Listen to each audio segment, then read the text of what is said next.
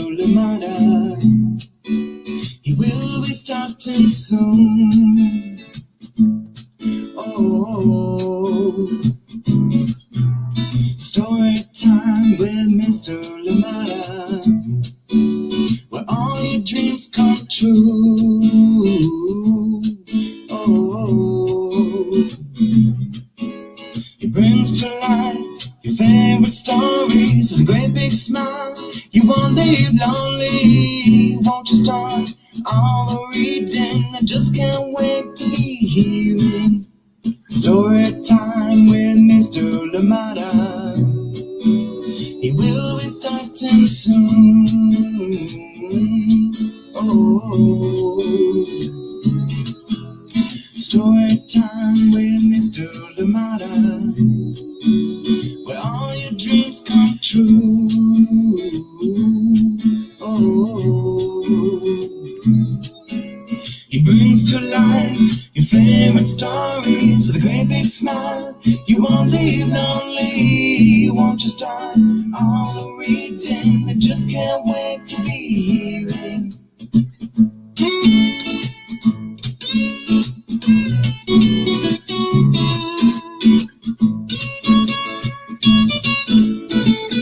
Good morning and welcome to Storytime. Thank you for joining me. Happy Friday to you, wherever you're joining us from today. Thank you for being here. I am glad you're here for another amazing story and, of course, a wonderful guest with us today. Kim TOMSIC will be here with us on Storytime. And guess what? She is reading to us today, and also we'll have a great conversation about this wonderful book and everything else about her work. So thank you so much for joining me today, and welcome to Storytime. Please, as always, let me know who is joining in with you and where you're joining us from. So thank you for being here. Happy Friday. I hope your week was a good one, and I wish you a wonderful weekend too. But of course, we have a story to read together, a wonderful story, a heartwarming story, a brilliant book to share together, and a wonderful guest to boot. Thank you so much for being here, and welcome to Storytime. Thank you. If you're on summer break like me, I hope you're enjoying it. I am enjoying mine so much,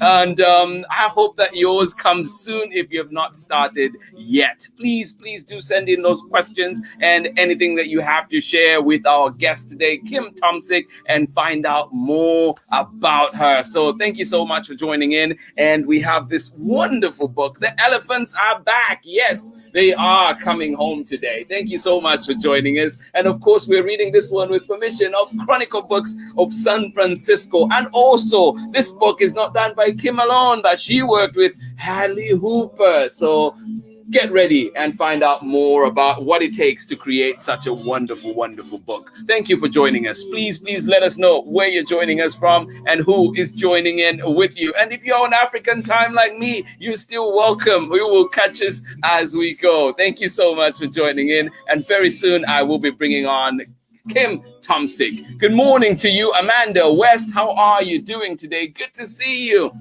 And of course, Sarah and Nathan, never forgetting you. How are you doing today out in Illinois? And you say, well, we're celebrating our last day of first grade. Well, congratulations. And I hope you're looking forward to second grade. Good to see you. Thank you so much for sharing that wonderful news. Yes, moving on up. Thank you so much for sharing, Sarah and Nathan. And of course, good morning to you, Amanda West. Amanda, how are you doing today? Amanda Waltman, good morning to you. And of course, baby Bia, how are you doing today in cloudy, drizzly Seattle? I know I say this a lot, Amanda, but that does sound like Seattle, I know.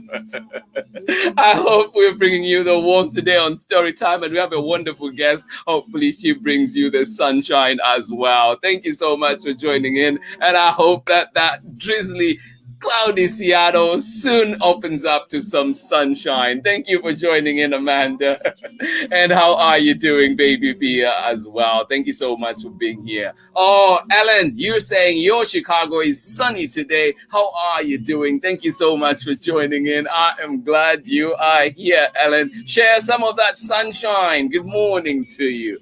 Chrissy Mitchell, and of course, Borden. How are you doing out in Burlington, Vermont? Good morning to you. And you say Borden has a little cold, but Storytime is already cheering him up. Oh, That's my job done for the day. Thank you for sharing that, Borden. I am so glad you're here with us, even on a day when you're not feeling too great. I'm happy you're here, buddy. Thank you so much for joining in. Good afternoon to you out in Vermont.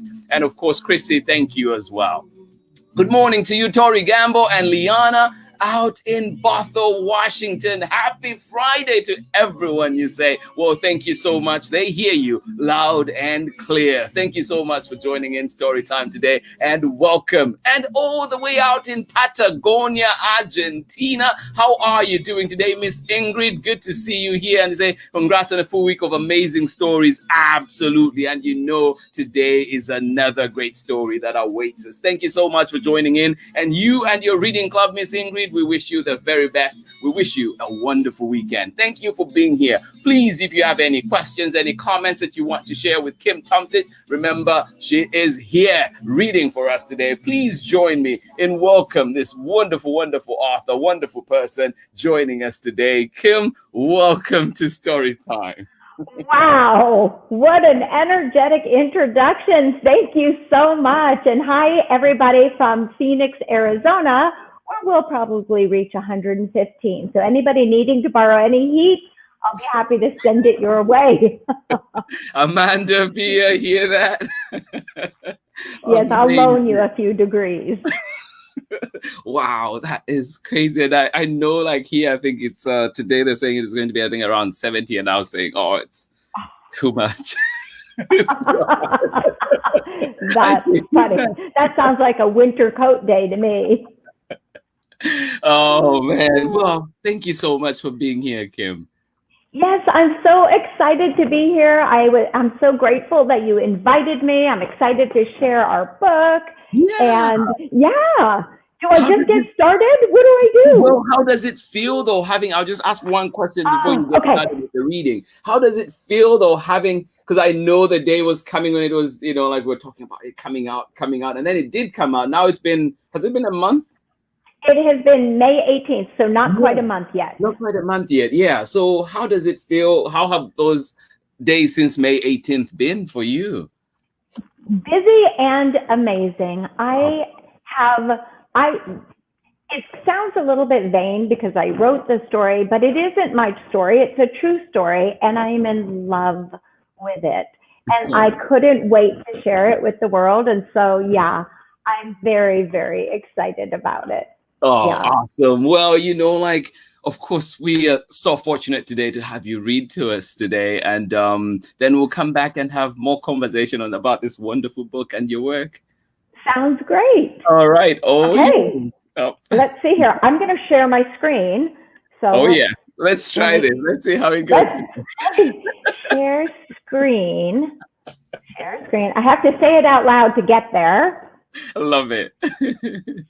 Oh, look, it's going to work. Easy peasy. Wonderful. Yeah. Okay, I assume you see the screen because I no longer see you. Yes, okay. I see the screen. You are great, but let's see. Let me add it there. There we go. We are on. I might have to change the background, but you're good. Okay, so everybody can see now, and I can get started. Is that good? Everybody can see. Yes. Okay. All right. Well, first of all, thank you so much for having me. I'm very, very excited to be here. On the side of the screen that is beside your image is what's called in books, it's called the end papers. And it's pretty special when a publisher lets you have end papers. And Hadley Hooper is the illustrator of this book. I just want you to appreciate her art as we go through this story. I am so in love with it, and I'm so happy that the publisher teamed us up when I wrote this book.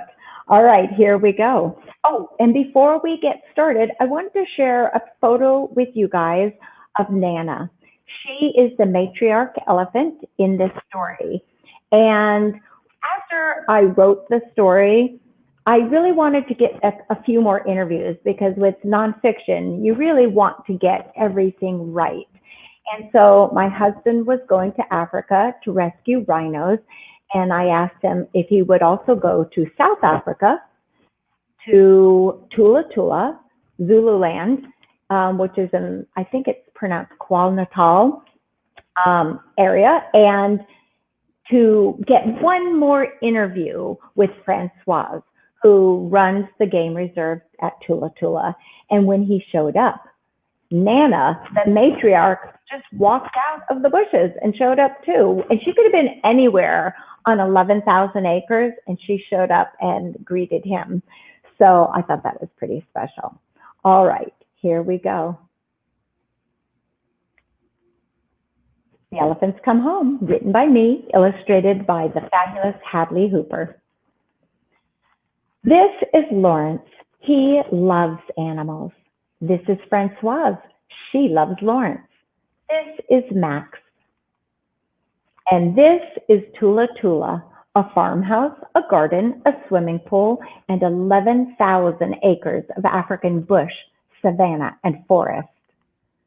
Around Thula Thula stretch miles and miles of fences so the rhinos can splash the river. The impala, Cape buffalo, and zebra can graze the savanna. Even the crocodiles at the Guala Guala Dam can swim in peace. There is no hunting at Thula Thula. When spitting snakes creep into the farmhouse kitchen, Lawrence uses a soft broom to scoop them outside. When bark spiders weave webs between the patio furniture, Francoise tiptoes around them. And when monkeys steal cheese from Francoise and treats from Max, well, it's a monkey's job to find food, so nobody scolds them. One day, a lady telephones. Lawrence, she says, will you adopt a herd of angry elephants? Angry? Lawrence asks. They've been bullied and hunted, the lady says. Now they roar at the rangers and crush our fences. Folks are frightened. The herd might stampede through town. The village chief says it's a matter of safety. The herd must leave or be shot. Lawrence has never taken care of elephants, but he says yes, they may come to Thula Thula. To prepare for their arrival, he builds a boma, a wide corral with a strong fence where the elephants can live while they get used to their new home. He repairs the broken spots in the outer fence. Then he posts signs reminding the neighboring Zulu villagers, no hunting. Meanwhile, the elephants ride in a trailer past sycamore figs and acacia trees, beyond the Umfalozi swamp, and along the Nessalini River. They bump over 1, 2, 3 railway tracks, and then down the dirt path where a sign points the way to Thula Thula. The elephants come. Down the ramp stomps the herd's leader, Nana, then little Mandela, big Frankie, and 4 others. They look at the unfamiliar farmhouse, its swimming pool, and the boma. They look at the strangers, Lawrence, Francoise, and the rangers. Right away, the elephants pound their hooves and trumpet angrily. They're naughty, the rangers complain. They're nervous, Lawrence says. Wouldn't you be if you moved far from your home? Everyone holds a breath and waits. Finally, the elephants calm their noises and tromp into the boma. That night, while Lawrence and Francoise sleep, Nana and Frankie heave their heads against a giant tambodi tree. They push and shove until the tree topples and smashes the boma fence. The elephants bulldoze forward and use their bodies to break the outer fence. Crash! The herd marches out of Thula Thula. At sunrise, a worker cries, "The elephants are gone! Oh no!" Lawrence looks for the herd by the Nessalini River. Francoise and Max look by the Guala Guala Dam. Word spreads and others look for them too. Hunters. Danger waits for the elephants outside the safety of Thula Thula. Lawrence's friend Peter has a helicopter and searches the thick jungle from the sky. Eureka! He spots the elephants in a grove of acacia trees. still, the emergency isn't over. He has to convince the elephants to turn around fast. They are walking closer and closer to dangerous territory. Peter zooms close to the elephants over and over again, trying to herd them away. The elephants are unimpressed, but finally, inch by inch, the elephants turn back to Thula Thula. Back in the boma, the elephants bellow, throw dust, and flatten their ears. They're dangerous, says the rangers. They're sad, says Francoise. They're still scared, says Lawrence. The herd approaches the repaired boma fence, ready to knock it down again, but Lawrence stands in front of them. Nana, Lawrence says, please don't go. If you leave, you, your baby, your herd will be hurt. Nana curls her trunk and lifts her ears. Maybe you're worried about this new home and tired from the journey, Lawrence says. But if you rest, I'll take care of you. I will live with you by day and camp with you by night. I will stay with you, and you will not be alone. Nana meets Lawrence's eyes for a moment. Then she turns away from the fence and leads the herd into the boma bush. The elephants stay. Lawrence builds a tent, and he and Max camp by the boma. He sings to the elephants during the day and tells them stories at night. Soon the elephants' cranky behavior changes to ear flopping, head waggling, and trumpeting. What does it mean? Francoise asks. They're happy, Lawrence says. Lawrence and Nana get to know each other. They walk together and talk together. Lawrence with words, Nana with comfortable rumbles. One morning, Nana does something very special. She reaches her trunk through the gate and pats Lawrence's stomach. It's a sign of friendship. Lawrence knows he can trust the elephants now. At last, he opens the boma gates wide so the elephants can explore the pastures, rivers, and thickets of Thula Thula. The herd wanders off into the hills. They will graze the savannas. They will splash and play. They are home. Lawrence and Max move back into the house, and the elephants stroll to the lawn for regular visits. Nana likes eating from Francoise's garden, swimming in that pool, and clomping on the porch to pat Lawrence's stomach. And whenever Lawrence goes away, somehow the herd knows the exact moment of his return. They always come to the house just in time to greet him. Years go by, and the elephants spend more and more time far away in the part of Thula Thula where the best acacia trees grow. A 12-hour journey from Lawrence and Francoise's house. Lawrence and Francoise continue to live in the farmhouse, sweeping spitting snakes, tiptoeing around webs, and loving Max. Francoise's garden grows lush, and Lawrence's beard speckles with gray. The rhinos splash in the river, the Cape buffalo graze the savanna, and the crocodiles at the Guala Guala Dam swim in peace. Every few years, Nana and the herd come for a visit.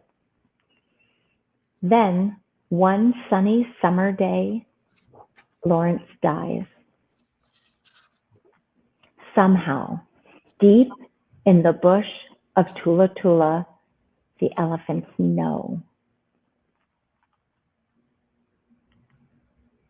They begin their trek toward Lawrence's home that very day. They journey past the Nessalini River and by the sycamore figs.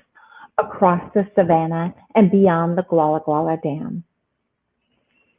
They walk and they walk, and the elephants come. Francoise looks out her window as the herd forms a circle around the house. The elephants look at Francoise, make soft rumbles, and bow their heads. They spend the next 3 days there.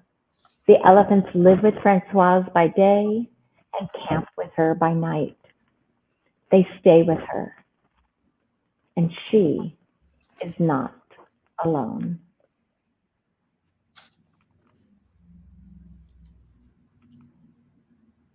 This photo is shared with permission from Francoise.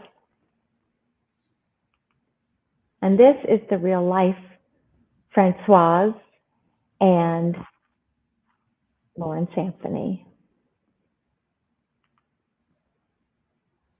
And this is Nana. And I'm not sure if that's Frankie and little Mandela. And this is the final photo my husband took as Nana turned and walked away. He discovered one more thing, that Nana has a genetic marker. Her tail is crooked. And so all of her offspring also have a crooked tail. Oh, and let's see here. Wonderful. Hello, I'm back. Thank you so much. That was such a great reading and such a wonderful story. Still, you know, like no matter how many times I read it, it just still has the same impact. Thank you for sharing that. Thank you so much for letting me. It's truly a special story. I shared with you that I began this story 9 years ago, over 9 years ago. And so to see it out in the world today, after all the research, all the conversations, all the digging, I am just so happy to get to share this story. And if anybody is interested in learning more about where these elephants are, it is Thula Thula, spelled with a TH, and you can go on their website. Yeah, it's amazing. And I know, you know, just from you reading it and you talking about it right now, we get the sense of how special this book is to you. And I couldn't help but I noticed that this one is dedicated to, your dedication is, you say, to Steve, Noel, and Cayman.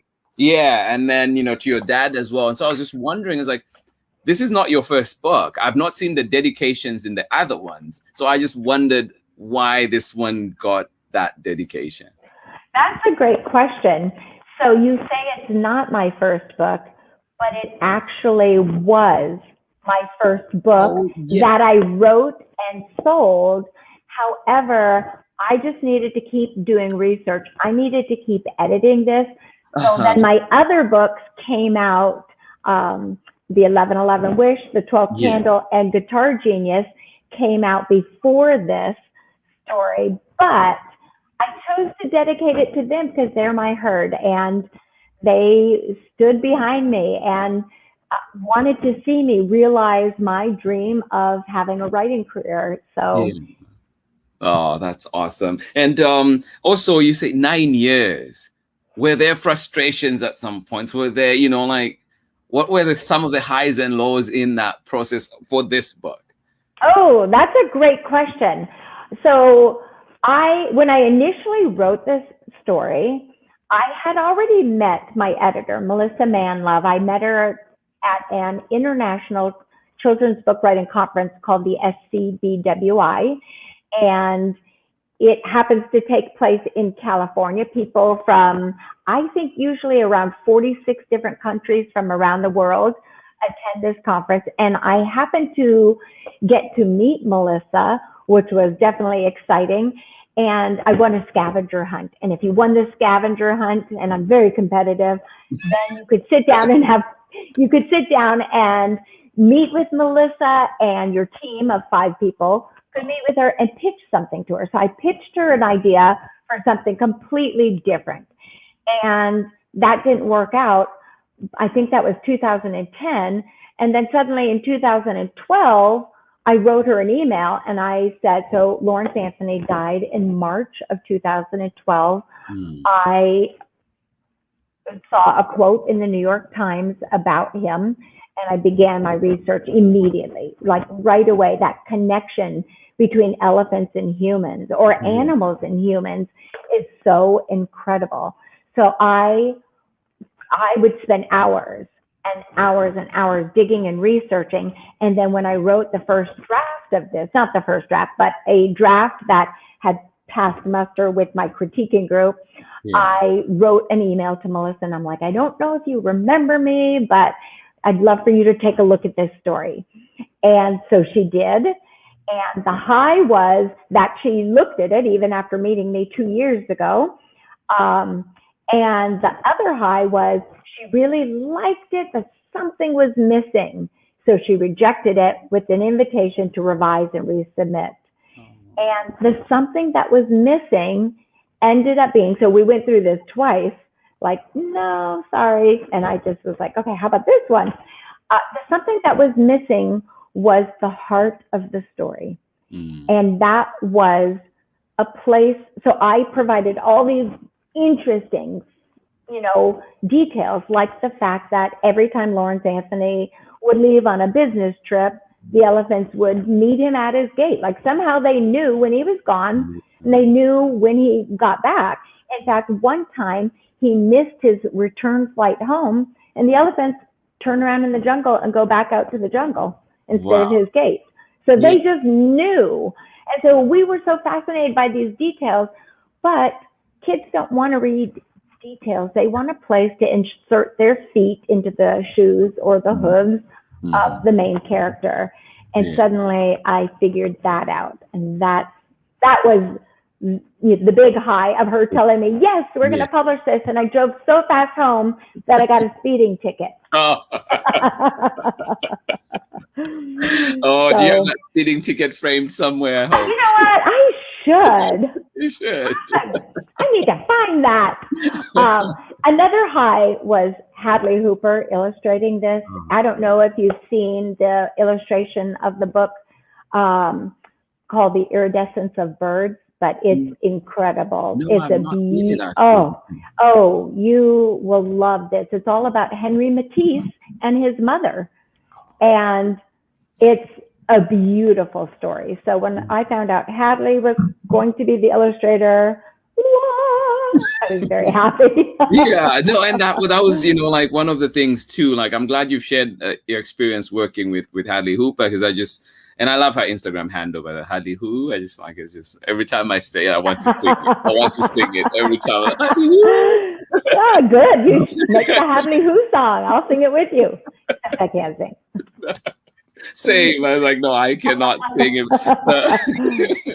And then, you mentioned Melissa as well, and I was going to ask about just how working with her has been. And then I know that it takes a team, it takes a village. It's not just, like we see you, but there've been so many people that have come in to work on the book. And so how has it been working with that team? And I saw too in the book you mentioned Eva Zimmerman, for example. I mean, I adore her, and I just think she's wonderful. The ultimate background person. Like, she pulls all the strings, but then you rarely see them. And so just wanted to know, like, who else was on your team that, I know it might be too many to mention, but like, who comes to mind? And well, first of all, you mentioned Melissa. Melissa is a genius, and she's this quiet force, and she has so much brilliance in her.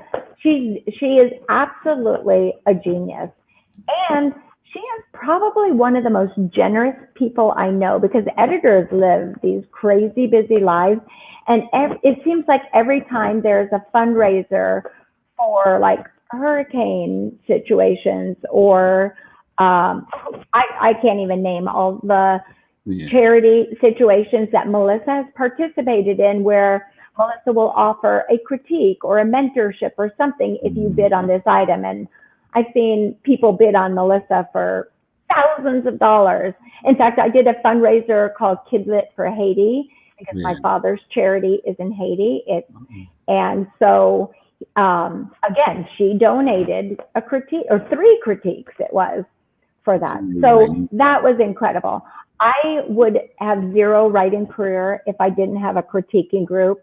So shout out to my many critiquing partners, Will Limon, Elaine Pease, Penny Berman, Carissa Mina, Sally Spear, Brian Papa, Lawrence, oops, there goes my ear thing, Denise Vega, these guys, and Anna Harbor Freeman, she was also at the early part of the critiquing group. Such incredible help that you get from critiquing partners, because when you critique back and forth, when you're working on somebody else's work, it's easier to spot the good and the flaws that need working on, so that after you've spent an hour working on somebody else's work, now you know what to look for in your own. If you have a writer's tick, for example, and you're repeating, a word all the time, like and then I just, let me look for those and delete those out of my story. Oh, no, that's great to know. And I think too that just some of the comments out there, and Ingrid in Argentina says, thank you for mentioning that. Like, kids, I believe that really need and want to see the connect with the characters in the story. And I think you did an amazing job with that. And speaking for myself, as a child, as a kid growing up in Zambia, like, that's a story that I could immediately relate to. It was places that I had seen, places that I knew, and even as I'm reading it for somebody who has not seen those places, the depiction of them, the representation of them is so accurate that warmed me out, especially because not all the time that Africa and like, we tend to be brushed in broad strokes. And so I felt like that really touched on something, a particular piece of Africa, and it talked about it so well. So thank you. Yeah, I really appreciate that. And then I wanted to also comment on that. For everybody is going to find a different placeholder. Like, I love that you found that. For me, when I was writing this story, I moved a ton as a kid because my father was in the Air Force. So we moved and we moved and we moved. And as a child, of course, I didn't get a say so. And same thing with this herd of elephants. They were displaced. They were booted out of one wildlife reserve after the other because they were said to be naughty, when really they were angry. They were angry at, being hunted, and they were angry at being forced to move. And so that placeholder might be, wow, I had to move too. Or that placeholder might be, I had to learn trust, and trust can be safely given away. Right. No, absolutely. And there's another comment too for you from Chrissy, and it's just, like, just appreciating the book, the illustrations, and the whole story. And that brings me to when did you hear about Francoise and Lawrence and their work? Like, when was that initial introduction? Yeah, so that first connection, I was living in Boulder, Colorado. I was in a core power yoga class. Suzanne was the teacher. Lawrence Anthony had just passed away, and Suzanne read a single quote from the New York Times, or maybe she read a quote, and I don't really remember, except that she said, "We are all connected."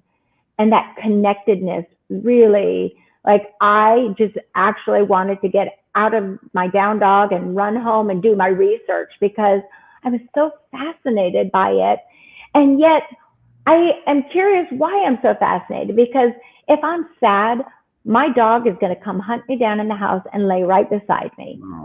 Animals just are connected in a way that is beyond what we can actually explain. So that was my first introduction, was hearing that quote. And then, of course, I read everything.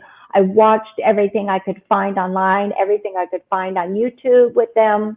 And then after a fair amount of time, then I reached out to Francoise. Yeah. And then the final interview was live with my husband and Francoise and my sister-in-law. The three of them met. That's awesome. Yeah, I noticed you mentioned that in the book. And have you, and also, like, I can't help but as I read, and I don't know who's listening out there, like, if you've seen the movie Holiday in the Wild. It's with I haven't. Kristen Davis and Rob Lowe, and it is set in, of course, like it's supposed to be set in Zambia, but I see elements where it's like, oh, this is South Africa. And like with movies, like in a movie, they bring that, but it's just such an interesting one. As I read this one, it brings a little bit of those elements, and it just kind of reminds me of that. It's like how also just this piece of home that I can kind of clutch onto and hold on to. And then also there's another one, which is, I guess this one is more on the kind of like sad side, because it's, I don't know if you've seen the book Elephant Song by Wilbur Smith. And it talks about, you know, like the troubles with poaching and all that goes on. So in your research, as you were going through this, what were some of those things you found out? How much more appreciation, how much did your appreciation grow for Francoise and Lawrence's work as you were researching more and more into it? My appreciation just skyrocketed, because elephants had not lived in Zululand, South Africa for over 100 years. And so first, Lawrence had to approach the village chief and get permission to bring them in. Right. And that was a big deal. He had to hire somebody to tell him if the boma, which is a corral, was created at, and then he had to make it up as he went, because he knew he never had elephants. And so that whole standing in front of her and connecting with Nana on that way, when Nana reached through the gate, the wires, and touched his stomach, that was actually very, very risky. She could have just taken him. This is an elephant's trunk, in case you were wondering. So she could have just, and he just wanted them to feel safe and taken care of. And it's such a beautiful spirit to do that. Francoise is really working hard to rescue rhinos, because of all the rhinos on our planet, we only have 1% left. Wow. 1%. So in fact, the rhinos are so connected with Francoise that when my husband and my sister-in-law finished their interview with her, all of a sudden there's a big commotion going on, and somebody was calling her on the radio, and my husband said, "What's happening?" And he goes, "Those rhinos, they don't like when I leave town, so now they're all blocking the gate for her car, so she couldn't even leave." Yes. But yes, it must be exhausting work. Yeah. And yet she is constantly showing up for it. That's amazing. And, I know you mentioned you did calls, you did reading, you did interviews. And like, at what point did you feel, well, I think maybe now this is the time I should check in with Melissa? Or like, every time I questioned something, and then I'd reach out to Francoise, or I'd reach out to one of her rangers. I think his name was Alfie, and then there was also Portia. They would get back in contact with me, and I would feel like anytime there was anything I questioned, because it's nonfiction, I would readdress it. And then if there was a little edit, Melissa would be like, okay. Thankfully, thankfully, Chronicle Books has an amazing copy edit team, and they go through with a fine-tooth comb to make sure, are you sure this is the date? Are you sure this is the spelling? Are you sure these are the people? I mean, even Hadley, who is the illustrator, well, I say even, of course it makes sense. I've never thought from the perspective of an illustrator, but she reached out to me and said, "Do you know what biome is at Thula Thula?" And I was like, wow, great question. And I happen to have a photo of a sign that shows the vegetation, the animals you could expect, but I also still reached out to one of the rangers to ask. Yeah. And was it planned that your husband and your sister-in-law, and was it planned that they would go and do the interview in South Africa, or how did that work? How did that come about? So they were going to a secret location to rescue the rhinos. And I don't know how my husband convinced this group that he's like, I'm a big animal fan.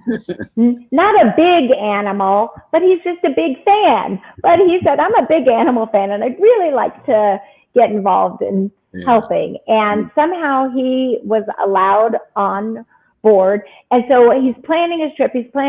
And in the meantime, I'm reaching out to Francoise saying, could my husband come for one face-to-face interview, take photos at these designated locations, and also give you a copy of the manuscript so you can read it and correct me if anything is wrong. That was like that final checkbox. Yeah. And so I said to him, after I got that agreed upon, I said, hey, while you're in secret location number 1, will you go to Zululand, South Africa for me? And he's like, Africa's a huge continent. And I was like, you owe me, fella. You can do this thing for me. And so it was like, okay, I will do it. And it's one of the treasured moments of his life. He really felt special about that interview. Oh, that's and awesome. Yeah. Oh, that's wonderful. And also just, like, what was something that surprised you through this whole process, or just surprised you with the making of the book itself? I mean, maybe the way it came out. Right. Well, in the surprise and the research, I really wanted to understand like how elephants communicate. And so I went to different websites.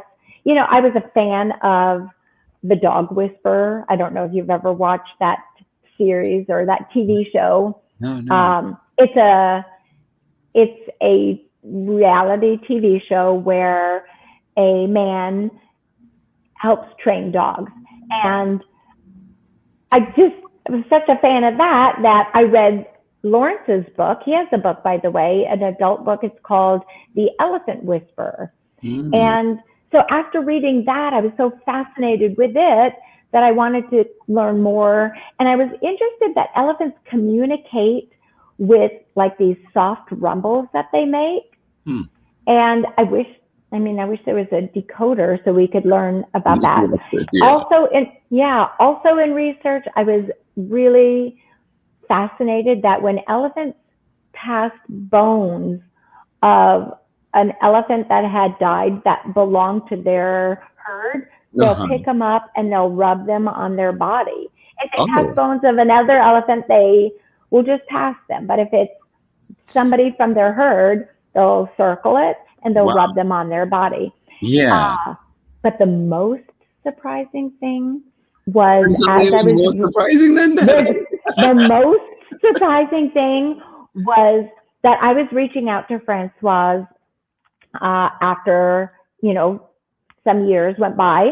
Right. And it was year 3. I was like, did the elephants come back? So the elephants returned to her house at the exact hour on the exact day of his death, 3 years in a row, and circled the house again.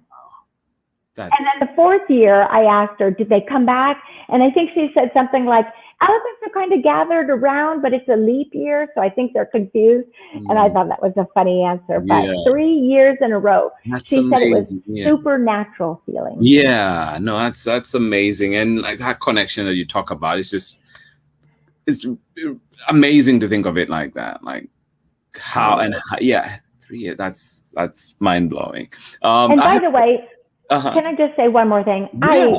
In all the gratitude for this book, it is Francoise that deserves the most gratitude. She was so helpful. So I didn't mention that because I just took it for granted. So there it is. No, thank you for bringing out her story. And I noticed too that in the book you mentioned that she has written a book as well, right?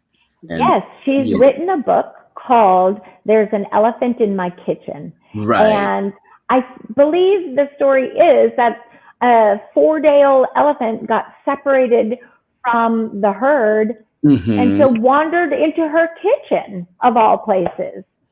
So check that out. And was it from the same herd that From Nana's herd, or was it a different? Yes. So they've only had one herd at Thula Thula. Well, actually, I don't know if they've brought in additional elephants. The herd is now 28 elephants. Yeah, that's from amazing. 7. Yeah. Right. Yeah, no, that's amazing. And to think too that it found its way. And which brings me to this question that Ellen put out. I don't know if you've been following that. Yeah, so she's, like just I'm sure just wanted a comment from you on like what your thoughts were on that. And Hi, Ellen. So the group of elephants in China, I'm riveted by that. I wish I could read minds. So I've heard some say the matriarch is young and she doesn't actually know what she's doing, but I don't have a theory.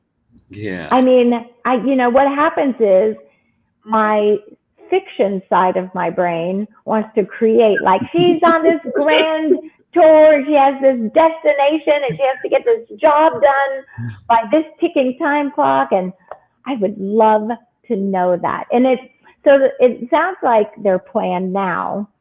For those of you who don't know, there's a herd of elephants that have wandered out of a sanctuary in China, and they're just going to town. They are. And so it sounds like the plan is they're putting blockades and encouragement to get them to go back. Oh, yeah. So that's amazing. I'm glad that there's also just such global coverage and like interest, and hopefully that keeps them safe as they, that's amazing. Yes. And then, that's a great point. Yeah. And Amanda, I think, is ready to take you up on your offer. All right, there. I'm going to open my door and just send it outside. You've got it, Amanda. Perfect.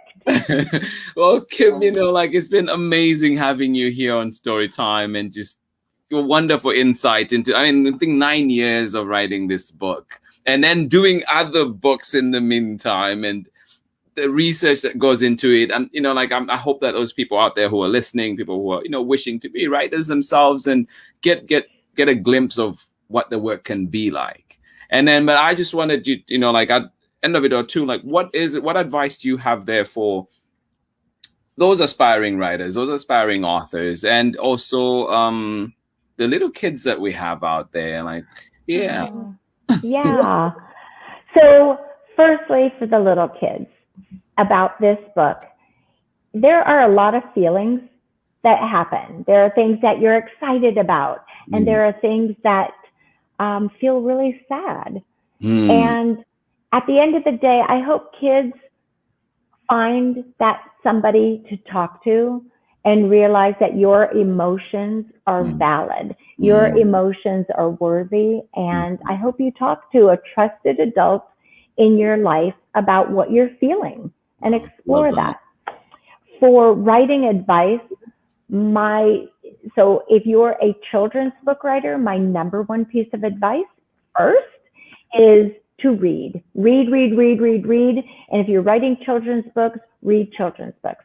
If you're writing romance novels, read a bunch of romance novels. Read in your category.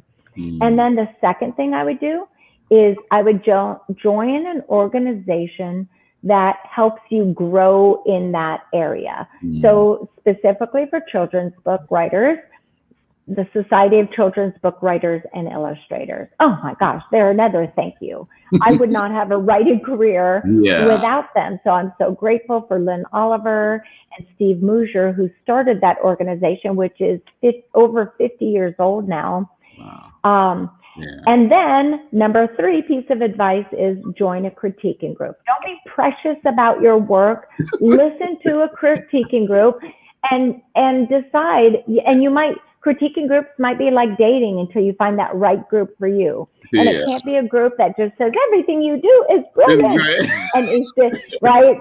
The group needs to challenge you, and they need to give you feedback in the sandwich method, which is telling you something positive and specifically why, giving you critical feedback, Yeah. meaning, I don't really believe this character, and here's why, and you give the specific reasons why, because you can't just say, I don't like this character. Yeah. You have to go specific, and then you close with something positive. Yeah. Oh, amazing. Wonderful. Thank you so much. I think with that bit about emotions that you mentioned for the kids, it's so powerful, because I found it too, like even through as we were going through the pandemic, as adults, we knew what was going on. We're making decisions. We're able to make decisions about our lives. But here are little ones who are just going through at times not being able to make decisions, and just, oh, this is what we're doing. School is closed. Or you can't go to the park, you can't do this. And just imagining how, if we could take a moment as adults to talk to the kids, and hopefully the kids out there too that are listening, take that advice and really reach out to those trusted adults in their lives. Thank you so much for sharing that. Oh, you're welcome. Yeah. And I think it was, and then I was just going to give a plug for animals and for the environment and for Earth. Yeah. Like we could just keep going on.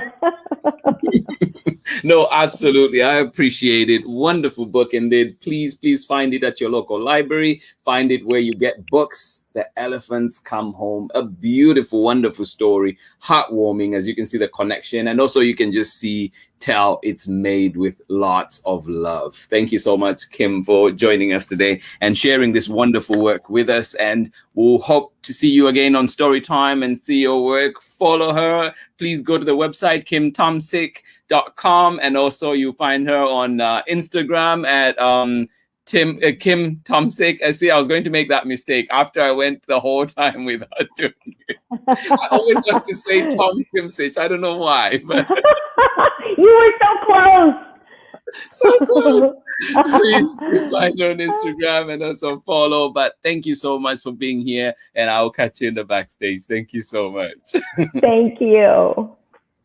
Everybody joining in Storytime today. That was the fabulous, the amazing Kim TOMSIC, and you got to learn more about this wonderful book that we read today, and of course learn a little more about her work as well, the research that goes in. And yes, to all aspiring authors out there, you know a little bit more about what you need to do. And also, yes, paths are different, but absolutely great insight coming in today. And of course, the team behind you, the critique, the people that help you, that are, give you edits, give you feedback. That feedback is absolutely important. And for you, the kids out there, please find those supports, reach out to those adults, share what you're feeling so we know, and hopefully we can get the help that is needed. Great advice there from Kim TOMSIC. Amazing book, great advice, great person. I am absolutely honored to have had her here today on Storytime. I hope you learned a thing or two. And for those of you that are joining us with the recording, please do follow Kim TOMSIC. And of course,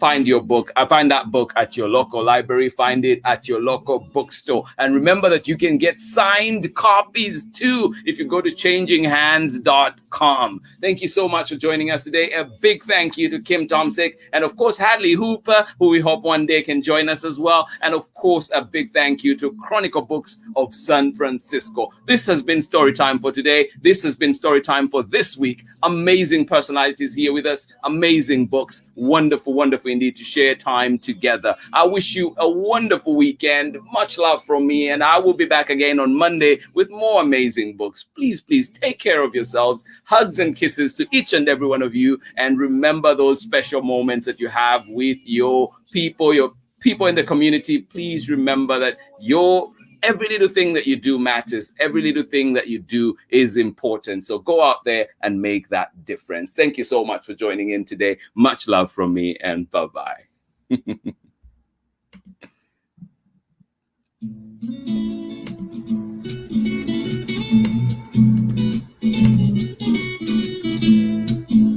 Look like me, others very different from the way that I look and think. Read me all of your stories. Read me all of your stories. Some stories from far away, others right here in my neighborhood. Read me all of your stories. Read me all of your stories. Some with people who look like me, others very different from the way that I look and think. Read me all of your stories. Read me all of your stories. Some stories from far away, others right here in my neighborhood.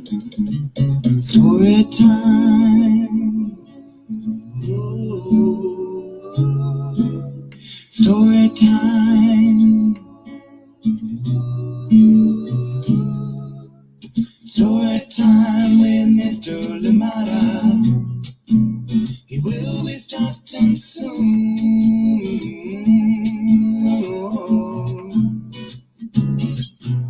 Story time with Mr. Lamada, where all your dreams come true.